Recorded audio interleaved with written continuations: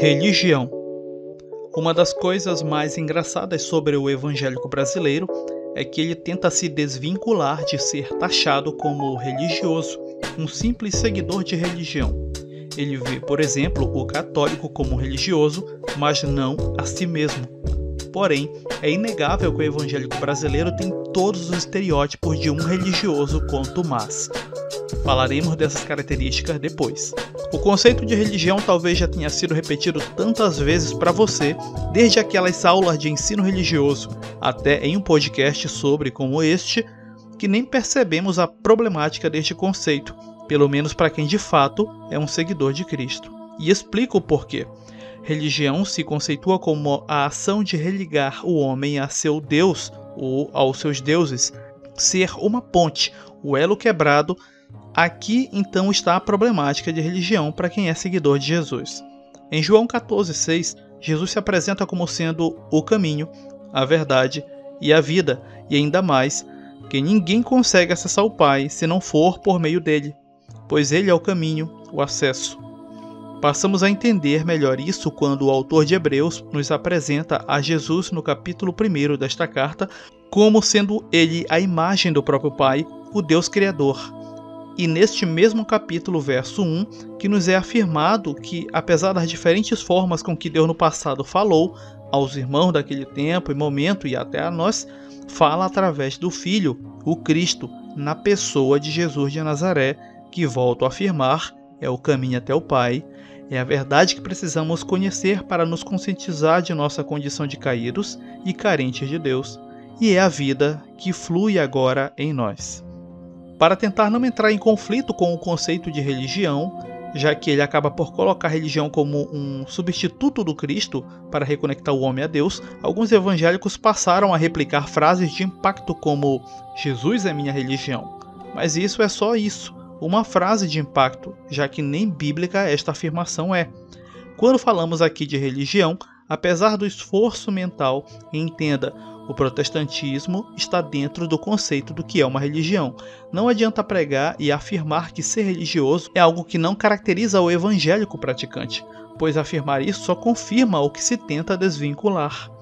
Ter um templo como local sagrado, ter dias da semana específico para cultos e reuniões, celebrações, ter festas anuais, alguns tipos de ofertas específicas, oferendas ou pretensos sacrifícios, um grupo de líderes com ar de sacerdotes, apesar de admitirem que não são, que os diferencia dos demais membros ali daquela religião, são características de uma religião, um credo.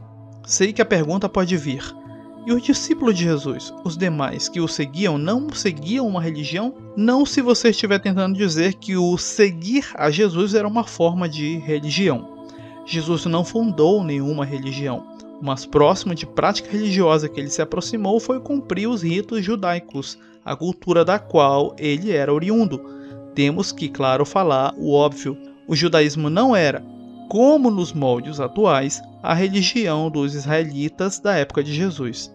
Entenda, nos moldes atuais do que é religião. E digo isso porque o judaísmo era mais uma forma de expressão da identidade judaica daquele povo.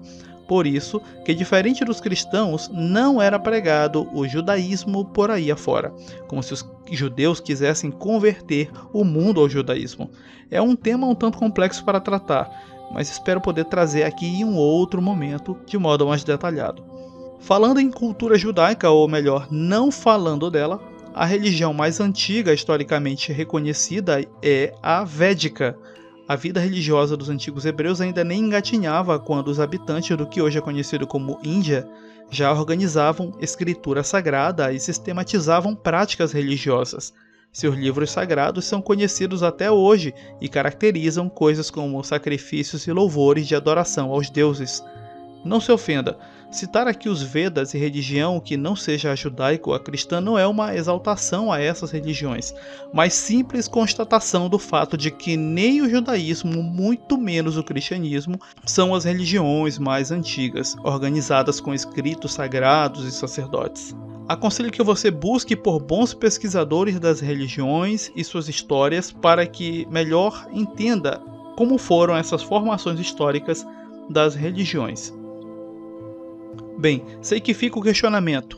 E nós cristãos? Seguimos alguma religião? O cristianismo é uma religião? A vida que eu vivo é uma religião? Bem, vamos partir do princípio do que é que nos caracteriza como cristãos. Daí decidimos se estamos sendo religiosos ou não. Ou melhor, tendo uma religião dentro dessa preocupação pejorativa que o evangélico tem sobre ser religioso. Jesus veio ao mundo em um contexto judaico, onde as práticas religiosas eram principalmente centradas no Templo de Jerusalém, e anterior a isso, no chamado tabernáculo, situado em Siló. Jesus, desde criança, cumpre os ritos judaicos, uma vez que ele era do povo judeu. A expressão religiosa do judeu vinha da chamada Lei de Moisés, escrita no que chamamos de Antigo Testamento. Jesus passa a pregar novas coisas, pois, como vai ficando claro, a lei não redimia o homem, apenas fazia um checklist do que ele precisava fazer ou não para ser a Deus obediente. Quando questionado sobre se Jesus estava abolindo a lei para, em seu lugar, apresentar algo diferente, ele diz que não veio para isso, como diz em Mateus 5, e que ele veio cumprir a vontade de Deus, o Pai. Quando Jesus morre e ressuscita, não vemos ele afirmando que estava fundando nenhuma nova religião. Diferente do que os católicos pregam sobre a afirmação no livro de Mateus, o fundar a igreja não se refere a fundar nenhuma instituição religiosa que se chamaria igreja. Se tal termo fosse comumente usado para uma designação religiosa, encontraríamos formas dele correspondentes em outras culturas. Após a subida de Jesus aos céus, os apóstolos, tanto os 12 quanto outros como Paulo, não diziam seguir uma religião. Vez ou outra encontramos pessoas não convertidas a Cristo chamando os seguidores de Jesus de nazarenos ou de seita judaica, exatamente porque nem os apóstolos não tinham a pretensão de dizer que estavam modelando uma nova religião. Eles estavam apenas preocupados em fazer a mensagem de Jesus conhecida. Conforme os apóstolos vão morrendo, novos responsáveis por cuidar dos convertidos a Jesus iam surgindo. Muitos deles vinham de culturas alheias ao judaísmo e, inevitavelmente, eles tinham uma bagagem religiosa anterior, que acabava por deixar resquícios na vida cristã deles, o que poderia ser replicado como eles sendo pessoas de exemplo. Esses homens e tantos outros que vieram após tinham um anseio religioso não suprido pelo Evangelho, mas também não mitigado. E somando com os séculos, vai se vestindo assim o cristianismo de religião, com os fatos que irão unir, por exemplo, a Igreja ao poder de Roma. A ideia de cristianismo como uma religião vai só se consolidando. Atualmente, o evangélico protestante tenta não se identificar de primeira como um religioso, mas sim, ele é. Ele tem preocupações com elementos litúrgicos, locais de cultos, templos, ofertas e lideranças. Tudo isso são elementos de religião, nada diferente das outras não cristãs. Claro, em meio a esses anseios, o evangelho flui, assim creio eu e percebo. Mas entenda, nossa principal característica não deve ser marcada por locais de cultos, símbolos, roupas, títulos, mas sim pelas boas novas que portamos ou que pelo menos deveríamos portar. Bem, é isso, meus irmãos, o tema é extenso, teologicamente, sociologicamente e historicamente. Aqui eu procurei apenas instigar você a pesquisar mais. Quem sabe assim, você pode até crescer mais na sua vida espiritual. E eu reforço, na tua vida espiritual, não na religiosa. Sim, são duas coisas totalmente diferentes. Aqui se despede seu irmão David Brito e até um próximo minicast aqui na Escola de Bereia. Graça e paz.